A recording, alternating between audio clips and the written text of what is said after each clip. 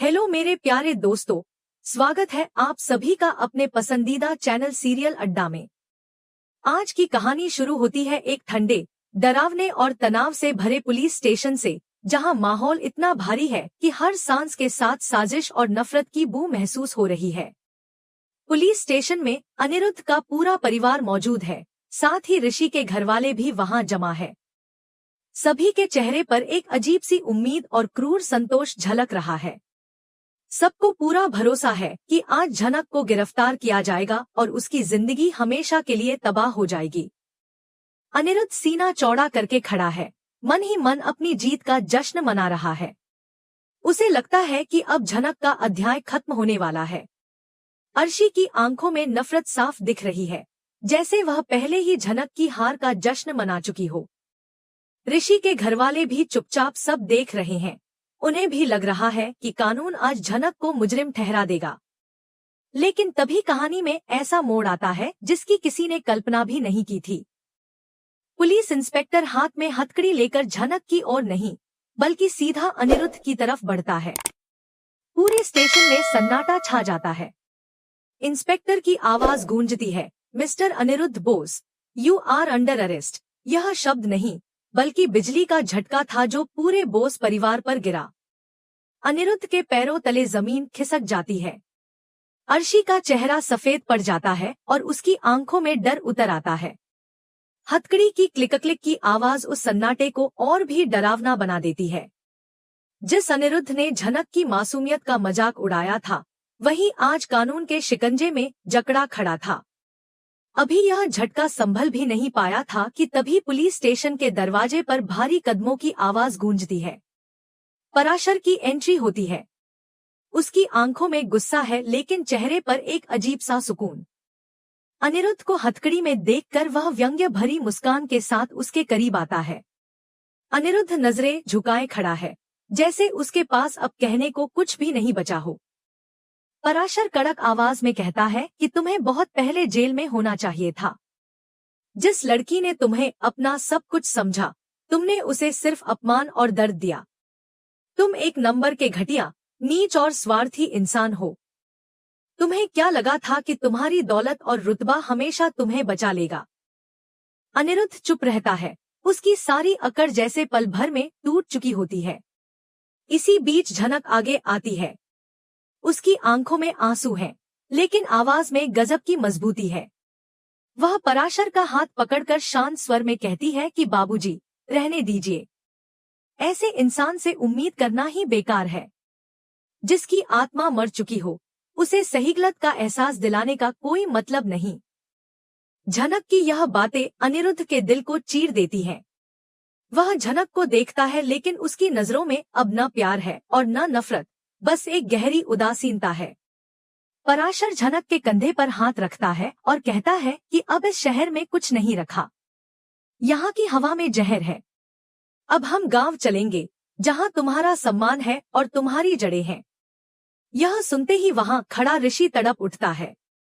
वह आगे बढ़कर कहता है कि नहीं, झनक कहीं नहीं जाएगी।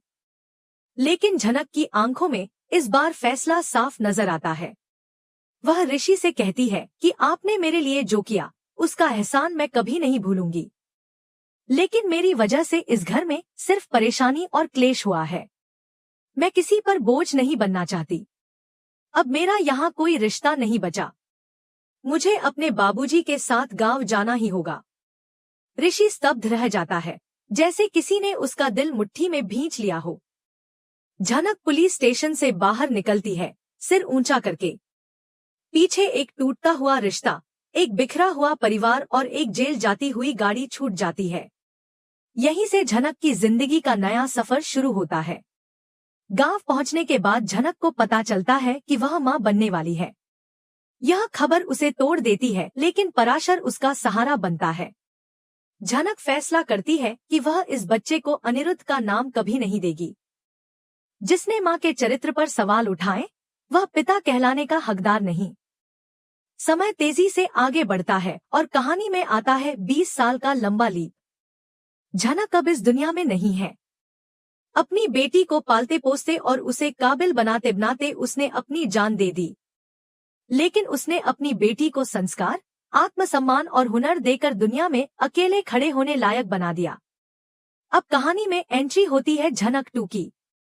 वह अपनी माँ की परछाई है, वही सादगी, वही आंखें और वही नृत्य का जुनून। लेकिन वह आज की पीढ़ी की लड़की है, मजबूत और आत्मनिर्भर। उसे अपने पिता के बारे में कुछ नहीं पता, बस इतना जानती है कि उसकी माँ को शहर के एक बड़े आदमी ने बहुत दुख दिए थे। अपने सपनों को पूरा करने के लिए झनक 2 कोलकाता आती है, उसी शहर में जहां से उसकी माँ का दर्द शुरू हुआ था। दूसरी तरफ अनिरुद्ध अब एक सख्त और घमंडी बिजनेसमैन बन चुका है। उसकी और अर्शी की बेटी अदिति है, जो खूबसूरत होने के बावजूद अपनी माँ की तरह अहंकार और जलन से भरी हुई है। अदिति एक डांसर है, लेकिन उसके नृत्य में वह आत्मा नहीं है जो झनक 2 के पास है। इसी बीच नए जनरेशन के ऋषि की एंट्री होती है, जिसकी सगाई अदिति से तय होती है।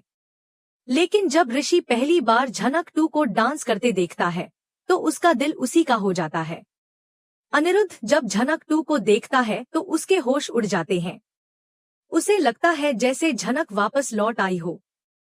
सच्चाई जानने के बाद भी उसकी गलतफहमी और नफरत खत्म नहीं होती। वह झनक 2 को नीचा दिखाने का कोई मौका नहीं छोड़ता। अदिति भी जलन में साजिशें रचने लगती है। ऋषि को जब सच्चाई का पता चलता है कि झनक 2 अनिरुद्ध की ही बेटी है, तो वह उसका रक्षक बन जाता है। कहानी तब और गहरी हो जाती है जब अनिरुद्ध सबके सामने झनक 2 का अपमान करता है और झनक 2 उसे करारा जवाब देती है। ऋषि सबके सामने अदिति से सगाई तोड़कर झनक 2 का हाथ थाम लेता है। यहीं से शुरू होता है नफरत, प्यार, बदले और सच्चाई का असली खेल। अब सवाल यह है कि क्या अनिरुद्ध अपनी बेटी को पहचान पाएगा? क्या झनक 2 अपनी माँ के दर्द से ऊपर उठकर अपनी पहचान बना पाएगी? और क्या ऋषि का प्यार हर साजिश को हरा पाएगा? इधर अनिरुद्ध बोस की हालत दिन ब दिन बदतर होती जा रही है। अपने आलीशान ऑफिस के केबिन में बैठा वह घंटों तक झनक की तस्वीर को घूरता रहता है। वह तस्वीर उसे चैन से जीने नहीं देती। बार बार उसके कानों में झनक के वही शब्द गूंजते हैं जब उसने कहा था कि आप पत्थर दिल हैं। अनिरुद्ध के भीतर एक भयानक कशमकश चल रही है। एक तरफ उसका अहंकार और नफरत है, जो उसे यह यकीन दिलाती है कि यह लड़की पराशर और झनक के धोखे की निशानी है, और दूसरी तरफ उसका दिल है जो बार बार उसे कुरेदता है कि इन आंखों में वही सच्चाई, वही मासूमियत है जो कभी झनक की आंखों में हुआ करती थी। आखिरकार अनिरुद्ध एक कठोर फैसला करता है। वह ठान लेता है कि झनक को इस शहर से बाहर निकालकर ही दम लेगा, ताकि उसके घर और उसकी जिंदगी में शांति लौट सके। अपनी पहुंच और ताकत का इस्तेमाल करके वह झनक को मिलने वाले हर डांस कॉन्ट्रैक्ट को चुपचाप कैंसिल करवा देता है। उसे लगता है कि बिना मंच और बिना पहचान के यह लड़की खुद ही टूट जाएगी। लेकिन झनक अपनी माँ की तरह कमजोर नहीं है। हालात चाहे जैसे भी हों, वह हार मानने वालों में से नहीं है। वह एक छोटे से कैफे में नौकरी शुरू कर देती है और रात के सन्नाटे में सड़क किनारे लैंप पोस्ट की हल्की रोशनी में घंटों रियाज करती है। उसके पैरों की थाप और उसकी आंखों का जुनून यह साफ बता देता है कि उसे कोई रोक नहीं सकता। ऋषि दूर से यह सब देख रहा होता है। वह चोरी छिपे झनक की मेहनत और संघर्ष का गवाह बनता है। कई बार उसकी आंखें नम हो जाती हैं, लेकिन वह जानता है कि अगर उसने खुलकर झनक की मदद की तो झनक उसका एहसान कभी स्वीकार नहीं करेगी। उसका स्वाभिमान बहुत ऊंचा है, इसलिए ऋषि एक अनजान मददगार बन जाता है। वह झनक के लिए एक डांस स्टूडियो का इंतजाम कराता है और उसे नेशनल लेवल डांस कंपटीशन नृत्य शक्ति के बारे में जानकारी देता है। झनक को यह नहीं पता कि इस प्रतियोगिता का मुख्य जज कोई और नहीं बल्कि अनिरुद्ध बोस खुद होने वाला है। कहानी में सबसे बड़ा झटका तब लगता है जब ऋषि के हाथ झनक एक की पुरानी डायरी लगती है, जिसे पराशर ने संभाल कर रखा था। उस डायरी के आखिरी पन्नों में झनक ने अपना पूरा दर्द उकेड़ दिया था। उसने लिखा था कि कैसे अनिरुद्ध ने उस पर शक किया, कैसे उसे घर से निकाल दिया गया, जबकि उसके पेट में पल रहा बच्चा उसी अनिरुद्ध का अंश था। यह पढ़ते ही ऋषि के पैरों तले जमीन खिसक जाती है। अब उसे कोई शक नहीं रह जाता कि झनक अनिरुद्ध की ही बेटी है। वह तुरंत डीएनए टेस्ट कराने का फैसला करता है। अनिरुद्ध के ऑफिस से वह उसका इस्तेमाल किया हुआ पानी का गिलास ले आता है और झनक के बालों का सैंपल लैब में दे देता है। अब उसे बस उस रिपोर्ट का इंतजार है जो सब कुछ बदल देने वाली है। उधर नृत्य शक्ति का पहला राउंड शुरू हो जाता है। अदिति अपनी पूरी ताकत झोंक देती है और अपनी मां अर्शी के रसूख के दम पर जजों को प्रभावित करने की कोशिश करती है। लेकिन जैसे ही झनक स्टेज पर कदम रखती है, पूरा हॉल तालियों से गूंज उठता है। उसने वही सफेद और लाल साड़ी पहनी होती है जो कभी उसकी मां की पहचान थी। संगीत शुरू होते ही उसके कदम जैसे आग बन जाते हैं। जज की कुर्सी पर बैठा अनिरुद्ध अपनी जगह से उठ खड़ा होता है। उसे ऐसा लगता है जैसे वक्त पीछे लौट गया हो और उसकी झनक फिर से उसके सामने नाच रही हो। उसकी आंखों से आंसू छलक पड़ते हैं, लेकिन तभी उसके दिमाग में पराशर का चेहरा उभर आता है और वह अपनी भावनाओं को कुचल देता है। गुस्से और नफरत में वह झनक को सबसे कम अंक दे देता है। पूरा हॉल हैरान रह जाता है। ऋषि अब खुद को रोक नहीं पाता। उसी पल उसके फोन पर डीएनए रिपोर्ट आ जाती है। रिपोर्ट साफ कहती है कि झनक अनिरुद्ध बोस की ही सगी बेटी है। ऋषि मंच पर चढ़ जाता है और माइक छीनकर चिल्ला उठता है कि इस प्रतियोगिता का जज फैसला सुनाने के लायक नहीं है, क्योंकि यह जज अपनी ही बेटी के साथ अन्याय कर रहा है। पूरा हॉल सन्न रह जाता है। अनिरुद्ध गुस्से में ऋषि की तरफ बढ़ता है, लेकिन ऋषि उसके सामने डीएनए रिपोर्ट रख देता है। जैसे जैसे अनिरुद्ध रिपोर्ट पढ़ता है, उसका चेहरा सफेद पड़ता जाता है।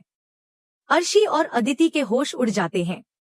अर्शी इसे झूठा साबित करने की कोशिश करती है, लेकिन अनिरुद्ध अब किसी की नहीं सुनता। झनक धीरे धीरे उसके पास आती है और टूटे हुए दिल से कहती है कि आप ही वह इंसान है जिसने मेरी मां को तड़पने के लिए छोड़ दिया। मुझे गर्व है कि मुझे आपका नाम नहीं मिला। अनिरुद्ध वहीं मंच पर घुटनों के बल बैठ जाता है। वह फूट फूट कर रोने लगता है, लेकिन झनक उसका हाथ झटक कर चली जाती है। इसके बाद कहानी एक खतरनाक मोड़ लेती है। अर्शी और अदिति अपनी हार मानने को तैयार नहीं होती। झनक को रास्ते से हटाने के लिए उसका अपहरण करवाया जाता है। एक पुरानी फैक्ट्री में उसे बांधकर रखा जाता है और अदिति हाथ में पेट्रोल की बोतल लिए खड़ी होती है। ठीक वक्त पर अनिरुद्ध और ऋषि वहां पहुंचते हैं। अनिरुद्ध अपनी जान की परवाह किए बिना झनक को बचाता है। उसी पल उसके अंदर का पिता जाग उठता है। इसके बाद सच्चाइयों की परतें खुलती जाती हैं। अर्शी और अदिति की साजिशों का पर्दाफाश होता है। अर्शी जेल जाती है। अदिति शर्मिंदगी में देश छोड़ देती है। अनिरुद्ध पछतावे की आग में जलता हुआ अपनी बेटी से माफी मांगता है। झनक उसे तुरंत माफ नहीं करती, लेकिन समय के साथ उसके घाव भरने लगते हैं। आखिरकार कहानी एक भावुक मोड़ पर पहुंचती है। झनक नृत्य शक्ति की ट्रॉफी जीतकर अपनी मां की तस्वीर के सामने रखती है। अनिरुद्ध दूर खड़ा अपनी बेटी को गर्व और आंसुओं के साथ देखता है। ऋषि झनक का हाथ थामता है और कहता है कि उनकी कहानी अब शुरू हुई है। झनक मुस्कुराकर आसमान की तरफ देखती है, जैसे अपनी मां से कह रही हो कि उसका सपना पूरा हो गया। अगर आपको यह वीडियो अच्छी लगी हो तो चैनल सीरियल अड्डा को सब्सक्राइब करना बिल्कुल भी ना भूले। मिलते हैं अगले एपिसोड में। जब तक के लिए राधे राधे, जय श्री राम।